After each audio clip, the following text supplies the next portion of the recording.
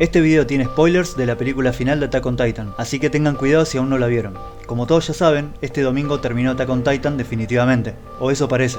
Pero algo que está llamando mucho la atención, o por lo menos me llamó bastante la atención, es la escena final de la serie, ya que después de la muerte de Eren, vinieron tiempos de paz hasta que llegó el fin del mundo, o por lo menos el fin de la isla Paradis. Pero bueno, vayamos por partes. En el final de los créditos, vemos que Mikasa, con el pasar de los años, siguió yendo a visitar la tumba de Eren, acompañada de su marido, que por cierto parece ser Shan a simple vista, y años más adelante con la compañía de su familia a medida que ella iba envejeciendo, hasta el día de su muerte habiendo vivido una larga vida y feliz al lado de sus seres queridos. Hasta ahí todo bien, pero la cosa empieza a oscurecer cuando vemos el pasar de muchísimos años en el futuro y cómo se desata una terrible guerra en Paradis, que es bastante probable que también sea en gran parte del mundo, lo que me lleva a pensar que a pesar de la locura que cometió Eren, al final no terminó con la humanidad, sino que dejó un 20% de población mundial como él dijo. Bueno, ese 20% es precisamente el que trajo toda la furia y el odio hacia Paradis, mucho tiempo después y destruyendo todo. O sea que si Eren completaba el 100%, eso jamás habría pasado. Solo habría algún que otro problema dentro de la isla, nada que no tenga solución, porque pensándolo un poco, Marley y el resto del mundo son un reflejo de nuestro mundo real.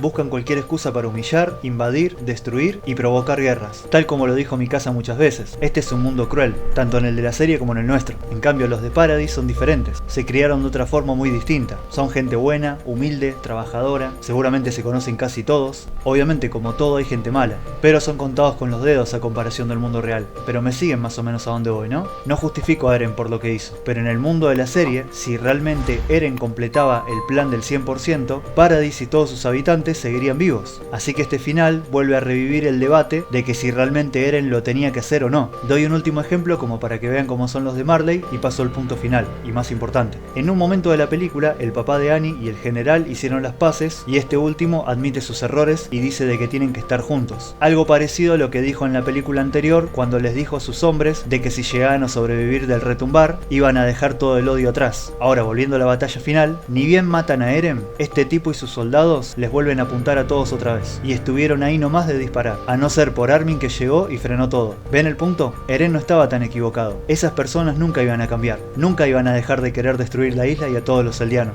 Tal es así que en el futuro, ese 20% más otras generaciones llegaron a armarse lo suficiente como para destruir a la isla Paradis y a todos sus habitantes que seguramente estaban viviendo en paz. Pero bueno, por lo menos podemos estar tranquilos de que nuestros protagonistas vivieron largas vidas, felices y tranquilos, como se merecían después de haber pasado por tanto.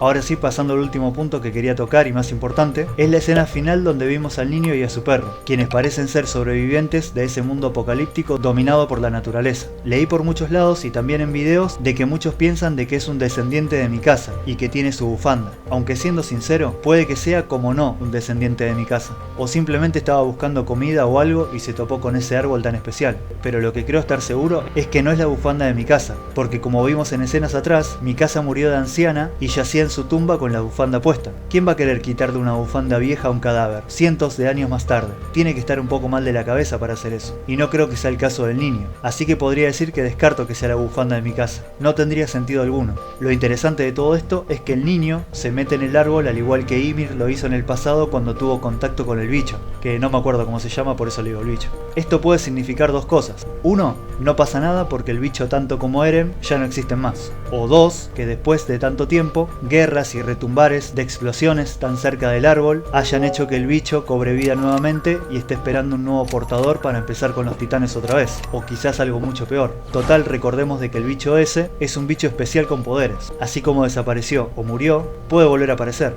ya que es algo mágico. Pero bueno, ya nos enteraremos. Recuerden que en abril más o menos Isayama va a lanzar un super libro de Attack on Titan, el cual va a tener el manga a color y un capítulo extra y totalmente nuevo, llamado Bad Boy, Niño Malo. ¿Quién les dice que se trata de este chico una vez que hace contacto con el bicho? Veremos qué pasa más adelante. Por cierto, casi me olvido de este dato curioso. El señor Xaba, o el señor Xavier, como muchos le dicen en castellano, es este titán oveja que ven acá. ¿Se acuerdan del episodio 15 de la temporada 4 parte 1? Cuando este le cuenta a Zeke lo de su mujer y su hijo. Bueno, ahí había un peluche de una oveja, y así como Zeke tenía su mono de pequeño y se convirtió en él cuando heredó al titán bestia, el señor Xavier se convirtió en el titán oveja. Es por eso que no era muy bueno en combate como él contaba, así que ahí lo saben. Bueno, ahora sí me despido, pero no se vayan sin darle like al video, suscribirse al canal, comentar abajo qué les parecieron estos puntos que les conté y compartir este video a más personas, amigos, familia, etc. Al igual que pueden seguir estas redes sociales que son del canal, en donde subo encuestas, noticias y alguna que otra cosa más. Nos vemos la próxima. The Commonwealth corta la transmisión.